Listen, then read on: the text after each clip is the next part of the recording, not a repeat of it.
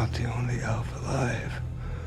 It's being transformed by darkness. Hello, welcome back to another episode. The Lord of the Rings of Power ultimately reveals Joseph Maule's Adar's true, horrible backstory. The Lord of the Rings' renowned villain, Sauron, hasn't returned when the Rings of Power begins. Adar, commander of an orc army that attacked the Southlands, is evil. Rings of Power's first 5 episodes revealed nothing about Adar. His chat with Arondir referenced time spent in Beleriand before its destruction, and his objective seemed to be turning the Southlands into a permanent orc home. Before Episode 6, Adar's history was filled with mystery and unsolved questions. Adar becomes chatty after being captured by Galadriel and Halbrand, due in part to Galadriel's conclusions. Here's Adar's backstory. Adar, orc or elf, both and neither describe Adar's race. Rings of Power Episode 6 indicates Adar was once an elf. Morgoth took Adar prisoner at some point during his free existence. Galadriel grew up hearing stories about elves held captive, and the first scene of the Rings of Power shows that she was a child during the Years of the Trees. This suggests that Adar is very old and has served Morgoth for a long time.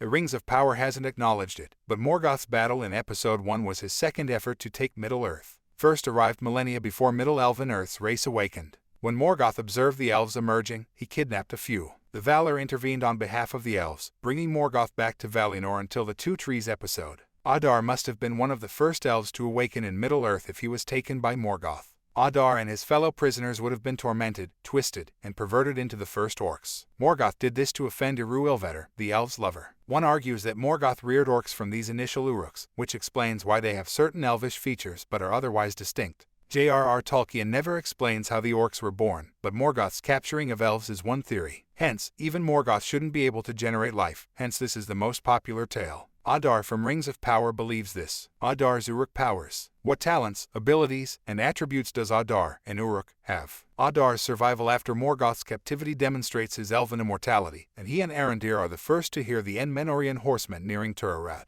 Despite Morgoth's tampering, Adar has all the genetic benefits of an elf, even if he's changed by the Rings of Power. The Rings of Power Episode 6's elven pre-battle seed ceremony shows that Adar still feels linked to his lineage, which explains the distinction between Uruks and common orcs. Uruks and elves are similar. The former may be identified by their rained on middle-aged goth look, but the real difference lies within. Much like orcs, Uruks are deprived of their typical elven elegance, kindness, and love of nature. Morgoth's anger, violence, and desire to destroy beauty corrupt these attributes. Do other Rings of Power Uruks resemble Adar? Morgoth would have taken more than one elf, and Adar prefers Uruk when Galadriel calls them Sons of the Dark. Adar wasn't unique. Morgoth twisted elves into his first generation of Uruks, who served him before and during the First Age. The question is whether any other Uruks are alive or if Adar is the last. If Adar can hide with his orcs for generations without the elves of Middle-earth discovering, other Uruk may do the same. Other Uruks surviving the War of Wrath seems improbable. The Lord of the Rings only mentions corrupted elves in hearsay. Galadriel had only heard of the Sons of the Dark in the Rings of Power's Second Age. Such scarcity suggests that most Uruks, if not all, died in the War of Wrath along with most of Morgoth's army. Adar's narrative of Morgoth's defeat implies this. He narrates Sauron's reunion with the orcs and their arcane experiments. If more Uruks existed, they would have joined Adar in the Southlands. If Adar dies in the Rings of Power, Middle Original Earth's orc species will too.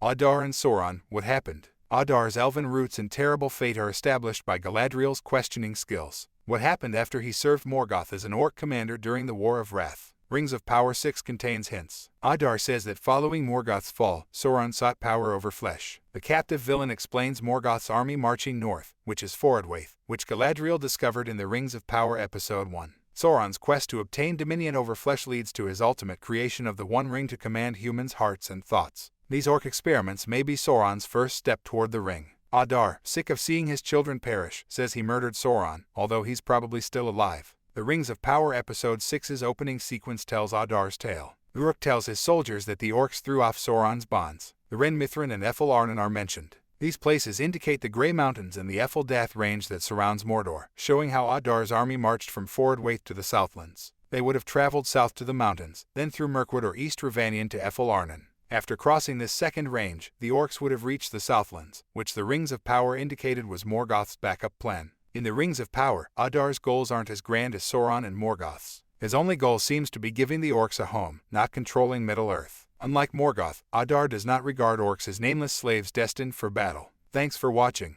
and don't forget to subscribe.